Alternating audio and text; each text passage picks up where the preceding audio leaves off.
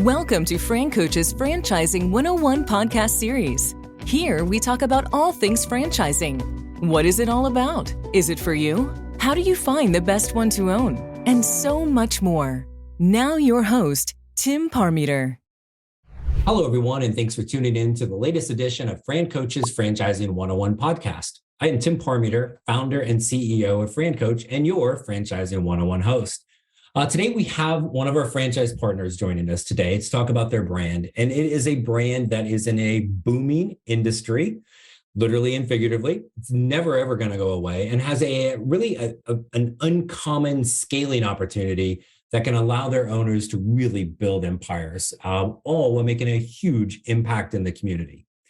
I know that sounds good, but before we get to them, a quick reminder of who we are. FranCoach is a national search firm dedicated to working with individuals interested in owning a franchise. We are partnered with over 600 of the top franchisors in the country, and that spans nearly 70 industries. As always, our goal is to help clients find the absolute best franchise to own. And the goal of the Franchising 101 podcast is to simply educate you on all aspects of franchise ownership. That's us. Now let's get to the good stuff. Our guests today, that's plural, we have two. We have the Director of Franchise Development for a featured franchise, which is Assisting Hands Home Care, and that is Mr. Dan Durne, and one of the best franchise owners you're ever going to find, who's now an area rep for Assisting Hands, Mr. Robb Winiecki. Dan, Robb, thanks for joining us today. Thanks for having us.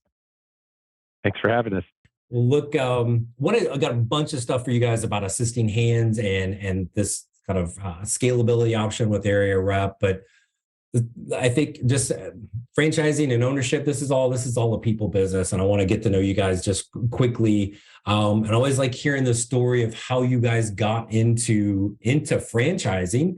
Dan, we've known each other for a long time. I don't know your story, so I'm making you go first on this. Tell us just give us a quick little Reader's Digest version of how you got into franchising. Well, this is my second, arguably third career. My first was with Keebler Cookies.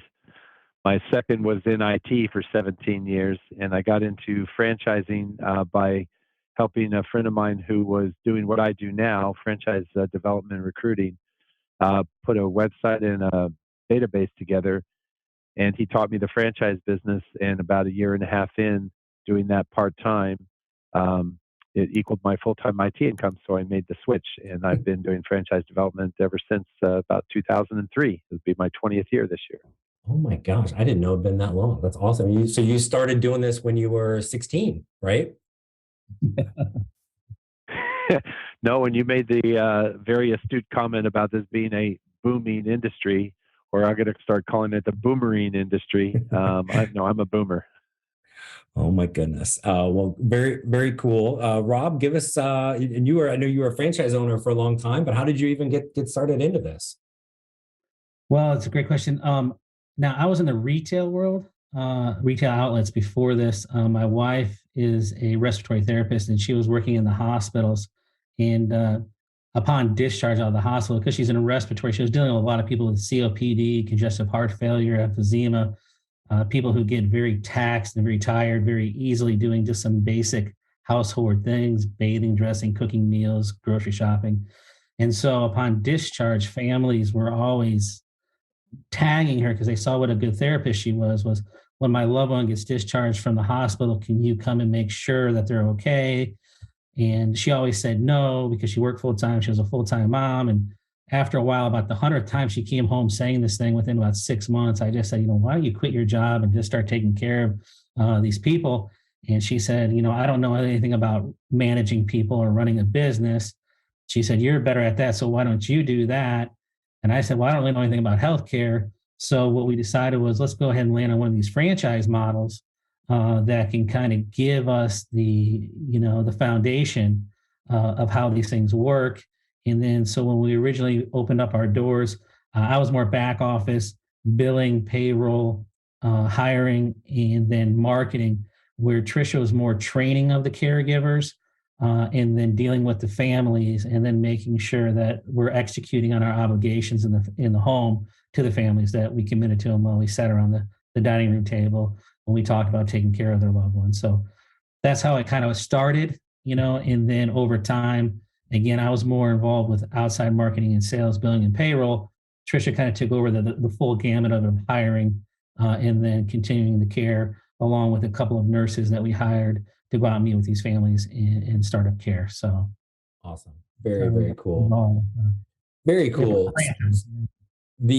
So assisting hands home care, I'm not the smartest dude in the world, but we have the words home care and assisting hands mixed in together. We are going into the home to help out the families and take care of, obviously, the elderly for the most part.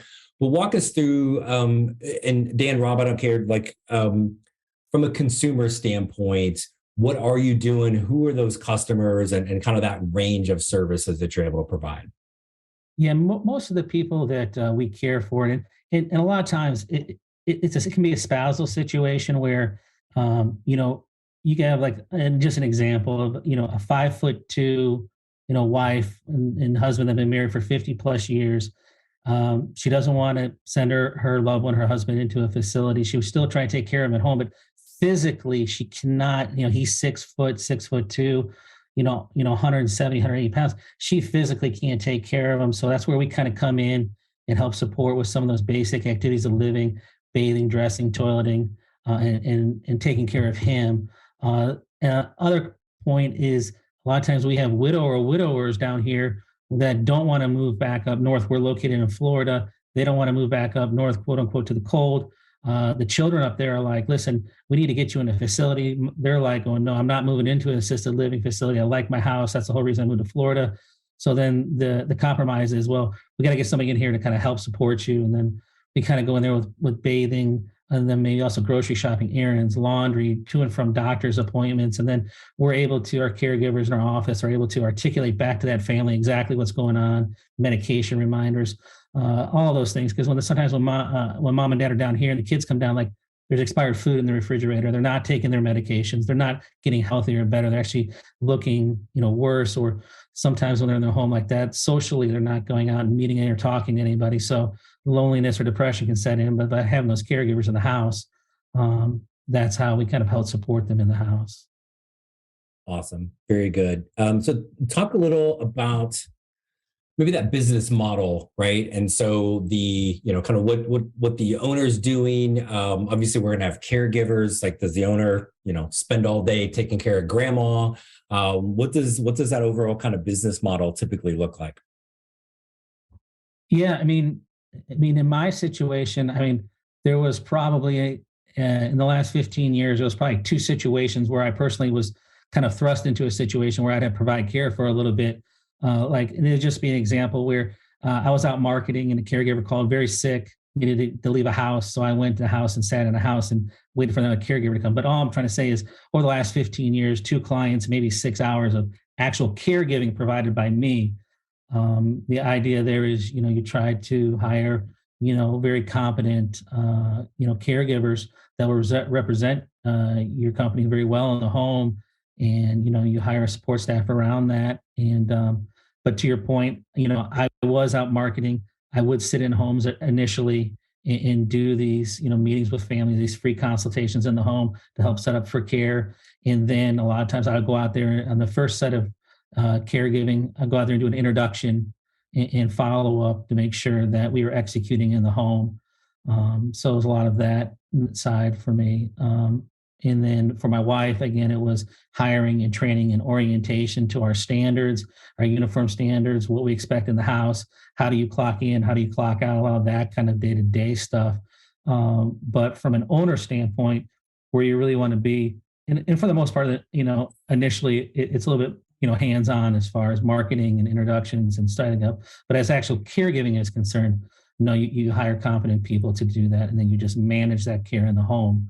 And then eventually, as we continued to grow and we got support staff around us, then I had a full team of people who would go out and do marketing.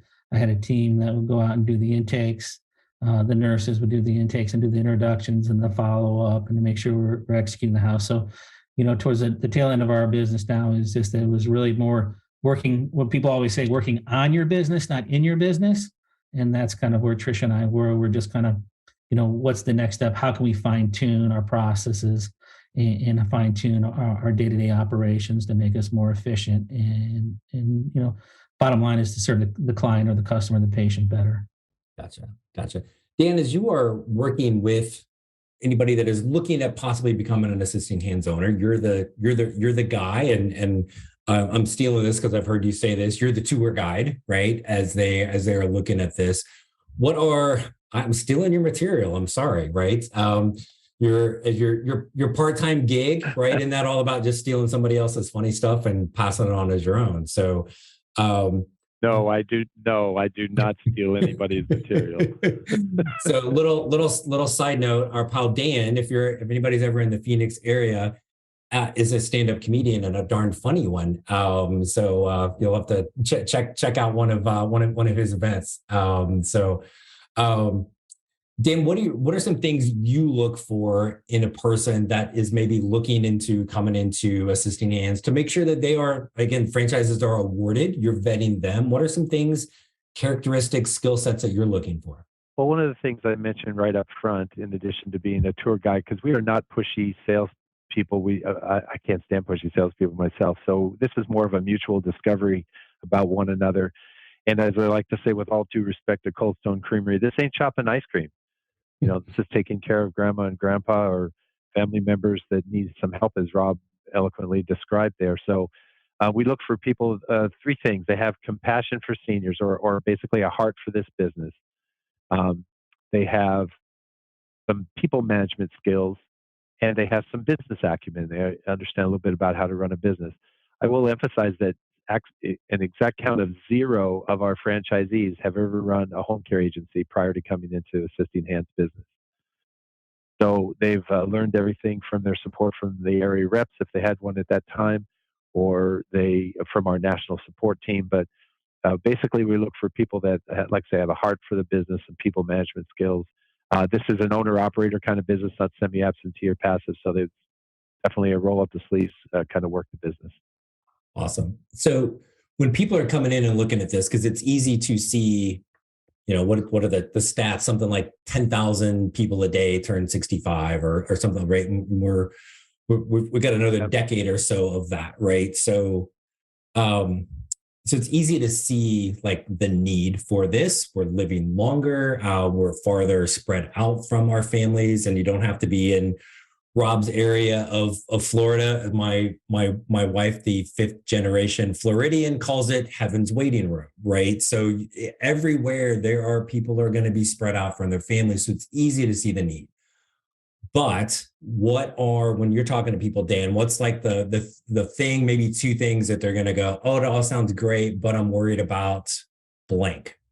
I don't lose anybody on, for example, we validate very well. So our franchisees will say this was the roughest 12, 18 months of their careers. But they're now doing what they wanted to do, is give back to the senior community, some cases build a legacy business for their children, et cetera.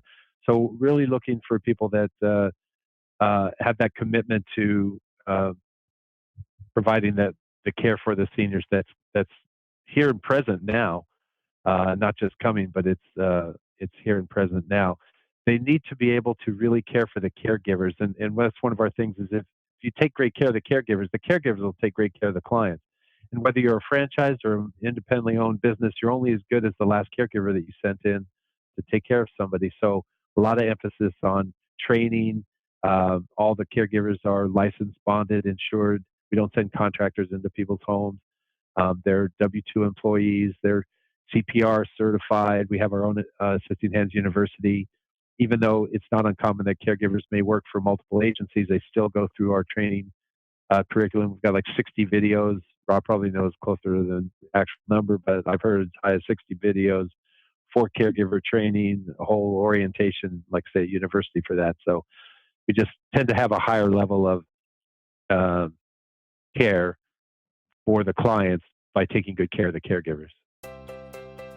Hey everyone, I wanted to take a quick break from our podcast to tell you about our amazing friends at Entrepreneur. If you're looking to become a franchisee or simply learn more about business ownership, and guys, let's be honest, you're listening to the Franchising 101 podcast, so we know you have some interest in this. And I really encourage you to go to entrepreneur.com to check out all of their great content and resources.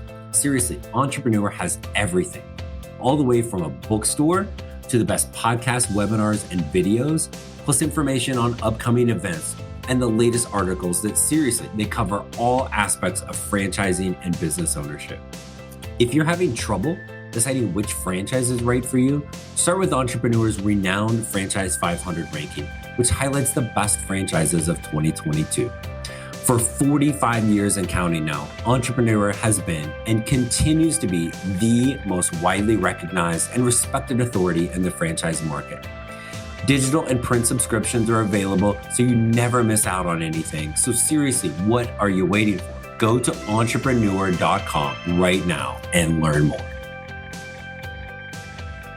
And I think it's one of those, it's easy to see this business model as something where you are giving back to the community because you're making an enormous impact with the families. And Robb, I'm sure you could tell stories of how you just your business alone was able to impact families over the years.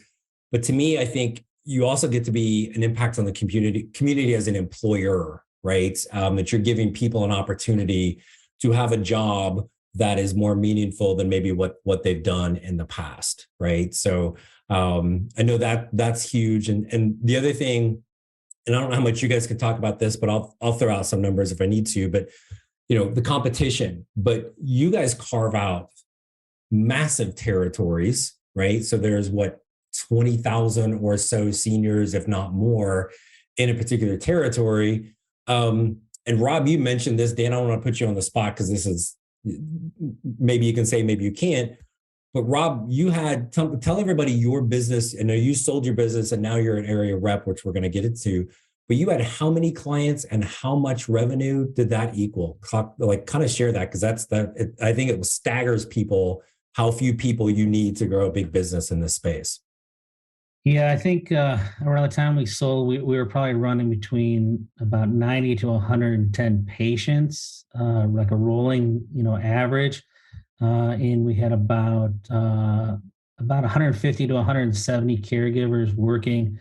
And we were trying to do about $7 million in 2021.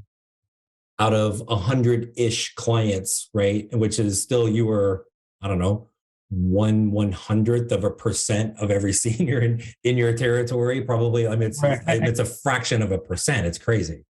Correct. That's the one thing I tell them when sometimes when we used to do validation calls and, they give the numbers, that there's got to be at least 25,000, right, Dan, seniors in a territory. You're like, well, that doesn't sound like a lot of people. I'm like, I think over the course of my career, of my agency in Naples, I think we took care of a little bit about 4,600 families total over a 15-year period. So it's not like we never tapped into, right. And the number kind of grows and continues to grow just because of what you said as far as the aging population. That there may be 25,000 when I started, but there's probably about 35,000 now living there. Right. So right, you're going into homes for hours at a time, right? So it's not like, I think that's the piece people, how can you get that big of a business from that small of a number of clients? But it's not like you just roll in there for an hour a month. You're going in there for like hours at a time every day you go in there, right? Correct. And that's one of the things that with this model of home care is that, when we started, to what you're saying is, to get, before you really earn the trust and the name brand recognition in your community, you are kind of working some shorter shifts, 4 to 6 hours, a couple of days a week. And a lot of those clients, as they age, they kind of grow with you, their needs grow, your hours grow. And as you are in the community longer and you can demonstrate that you're able to take care of these people and take care of them at a high level, with compassion and care and follow up and doing what you say you're going to do, other referral sources in the community that deal with that same senior population that can refer back and forth to, they truly recognize you as a professional and your business as a very high quality business. And so they start referring you those longer hour clients, more days per week. And so over time, just the natural course of this business, everybody kind of moves. Or initially, they're there to take care of as many people as they can for us, how many hours they need to just to pay the bills and keep the doors open. But as you get more experienced and you age in this business, that your client base gets more billable hours per week, and so Nice. And so you can grow a really big business with a single territory, get a small office, single territory, couple full-time people. I know you can add additional territories down the road if you want. But I want you guys to talk a little bit about the area rep model, because this is unique in franchising, but certainly within home care. And Dan, I do want to make sure we come back to some of the culture that you guys have within the franchise, because it is also unique and I think just absolutely fantastic. But this area rep thing, right? So walk us, what the heck is that? And what are some of the kind of the advantages for somebody to potentially add that as an option as their business down the road? So the area rep model is it's basically, I call it the fourth level of franchising. So in franchising, this will be a little bit of franchising 101, you have a single unit owner.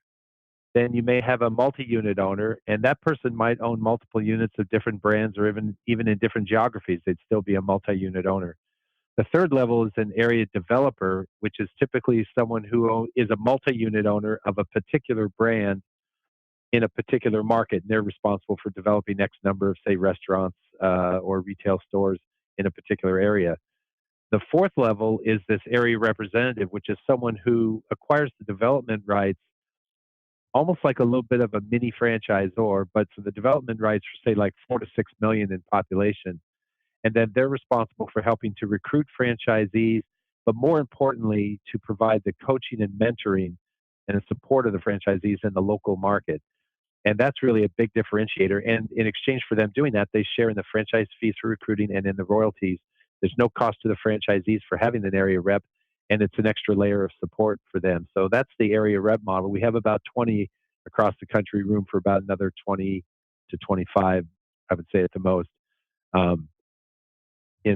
within our spread in the U.S. By the way, currently we're in 27 states, have over 170 territories and over 85 franchisees. Nice. So Robb, you made that transition recently into the area rep. Talk a little bit what that's been like, maybe some of the things that you've really enjoyed about being in that role. Well, I just wanted to, not to add on to Dan, but just to kind of step back a little bit. And I think I told you, Tim, one of the reasons why we came on with Assisting Hands as a franchise owner was because of the area rep model, and being us, as my wife and I, being able to lean on our area rep and basically, fast track our learning curve and give advice. And I've tried that and don't do this. It really helped us accelerate the speed of our business. And so when I was offered the opportunity by Assisting Hands to be an area representative, I jumped on it just because over the course of the years that I've been with them, and part of the culture is just that we're with one big happy family, and we constantly are sharing with each other and learning from each other, that I was already kind of doing that as new franchisees were coming on. Not only are they dealing with their own area reps, but there's also this culture inside the company to reach out to other franchise owners in different parts of the country and see what they're doing. And so my wife and I, we did a lot of mentoring to new people that were coming on as franchisees. And so it was just kind of a natural progression for us. And so when they offered us the ability to become an AR, we jumped on it just because I tell people all the time that this business, the Assisting Hands, has far out succeeded more than my wife and I could have ever have imagined. And that we wanted something to be our own owners and have our own timelines and be our own bosses. But not only has it turned to that, but it has just given me financial security. It's just changed my life. And to be able to offer that to somebody else and know they can live the American dream that my wife and I have lived, is just really empowering. And we just, and yes, whatever, we do share in a little bit of the royalties and whatever, but it's really not about the money for us anymore. It really is about us helping other people live their dreams and being able to offer them that is just, that's why we do it. And I just think it's a very unique concept that, going to someone as an area rep, going to some of these franchise shows where people are coming and seeing all of this whole mecca of all these different opportunities, or are talking like to you, Tim, that there's not many concepts out there that offer that level of support out there, and it's very unique. And that's why we do it, was because we love to do what we do, and I love to talk about home care, and I love to help people grow. So, well, and I think it's you hit on the other thing, right? Yes, when people are looking at a business opportunity, assisting hands, senior care, all of these things, but boy, you could grow even bigger, like looking into becoming an area rep. But if that's not the path for you, and you're coming in as just, and I say just, you're going to be a single unit franchise owner for assisting hands, knowing that in addition to all the support the franchisor has, you've got that extra layer of support right there basically in your local community, your backyard, who's done it, boots on the ground. They can show up, they can hang out in your office because they're right there to make sure you have everything you can to succeed is pretty fantastic as well. So yes, come in, become one, but come in and don't become one, and know that area rep is there to help you succeed. Robb, you've been on both sides of that, which is really cool. So Dan, talk a little bit about, I want to hit one more thing definitely for you guys, is the culture with assisting hands. You mentioned, you're not a pushy salesperson, don't like pushy people.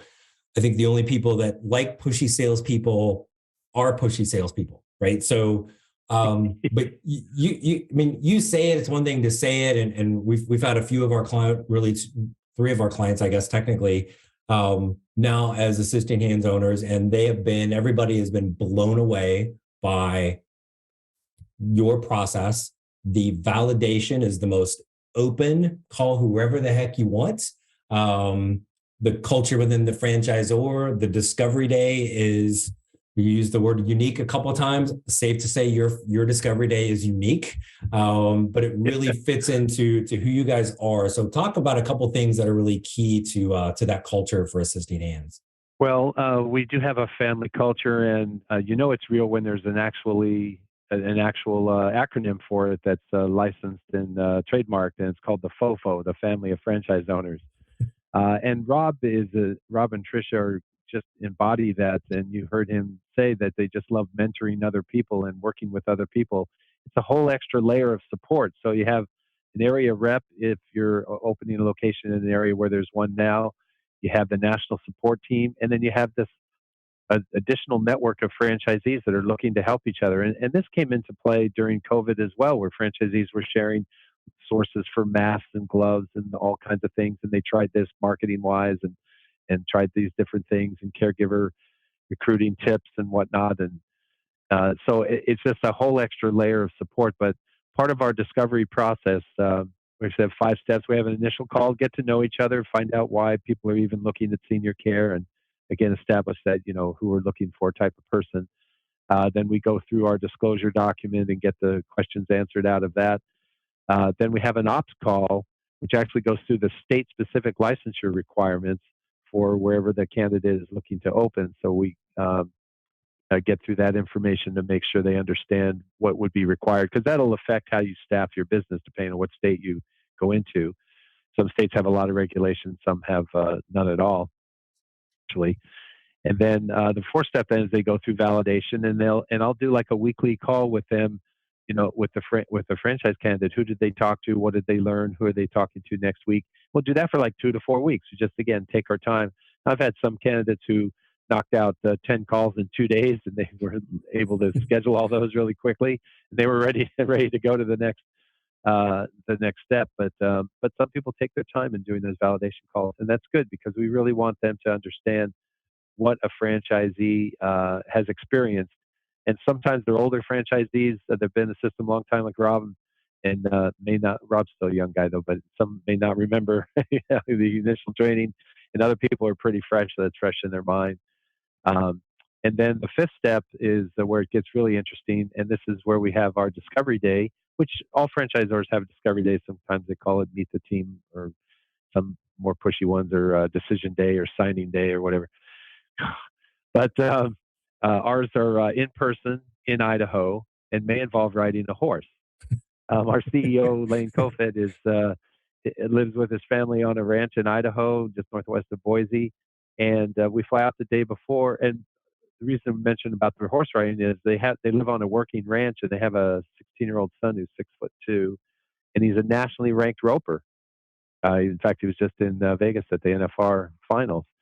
And so they have a full roping arena, a bunch of horses and cattle, and an alpaca named Napoleon that thinks he's a horse, and goats and chickens, the whole nine. And so we go out the day before, and we go to dinner at the CEO's house and just have dinner with his family. So we don't even discuss the business or anything. It's just really get to know each other, bond with everybody on a personal level. And then the regular discovery day is next day at the office, and get to meet the rest of the staff. And normally what you would experience with a discovery day at a franchisor. And then they go home, and then the national team gets together and says, okay, do we want to deal with these folks for the next 10 years or not?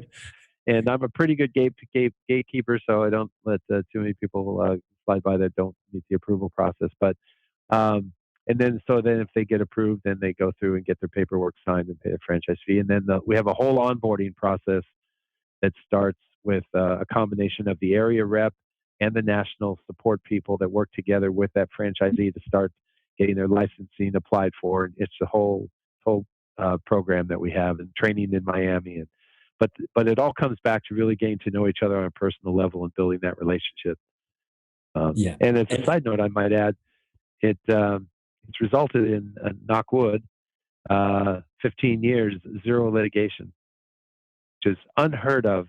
Almost unheard of in franchising for a 15-year-old company with over 100 territories awarded as zero litigation. Yeah, you would think somebody would sue somebody just for the heck of it at this point, right? So, but it's super cool. Yeah. And it's one thing for people to talk about the culture and all of these things, but I just will just personally share from the clients we've had that have become owners, but even the ones that have not, like every single person has walked away, even if it wasn't the right fit. Like that was a great experience, right? And just felt educated, felt like warm and welcome, not being pushy, all of those things. So all the stuff Dan's saying, he's not blowing smoke. That he's probably like not like making it as big of a deal as it is with their culture. And just to point out, if and when you get to Discovery Day and you ride the horse, being awarded the franchise, they're not taking any points off if you're like, screaming and crying the whole time or anything like that's not part of the award process, right? So we'll just make sure we're okay. We've had some people that they opted not to ride, and that's okay. They fed the horse or whatever. But it's just kind of even I, and I'm very squeamish about it, even I put my hand out, let the horse get their mouth on there. So it's basically the Discovery Day is like a G-rated version of Yellowstone. So it's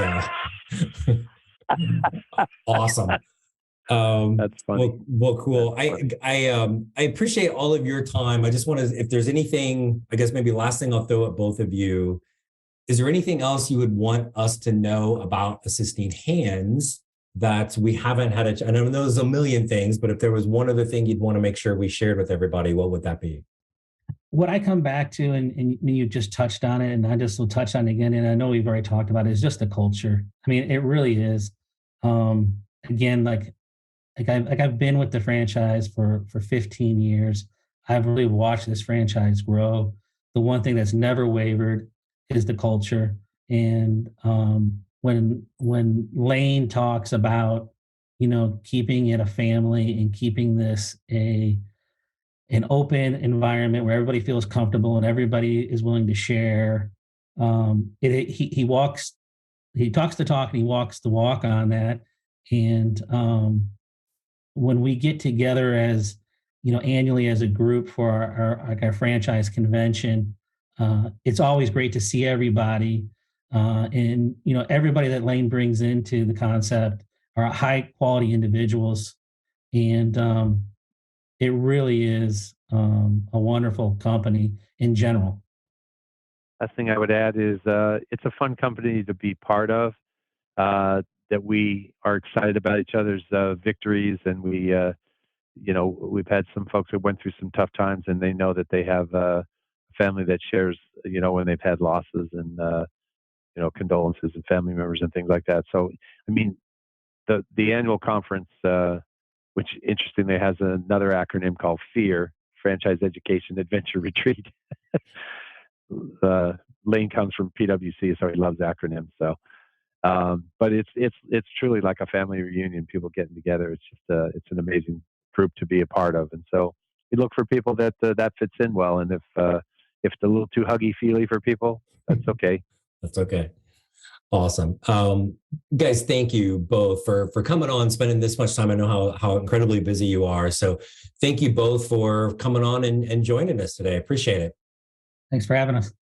Thank you so much. Appreciate you too, Tim. Awesome. And for all of our wonderful, loyal listeners, hopefully this will continue to provide insight into the amazing possibilities that can be had in the world of franchising. Reach out to us today, FranCoach.net, franchising101podcast.net. Set up that first call. There's never any fee for our service. You've watched this whole dang podcast. Reach out to us. You're interested. Let's help you find that absolute best fit for you. Thanks for everyone for tuning in, and we look forward to talking with you again soon. Have a great day. Thanks for listening to FranCoach's Franchising 101 podcast, where our ultimate goal is to help educate you on all things franchising, so you can create your better tomorrow.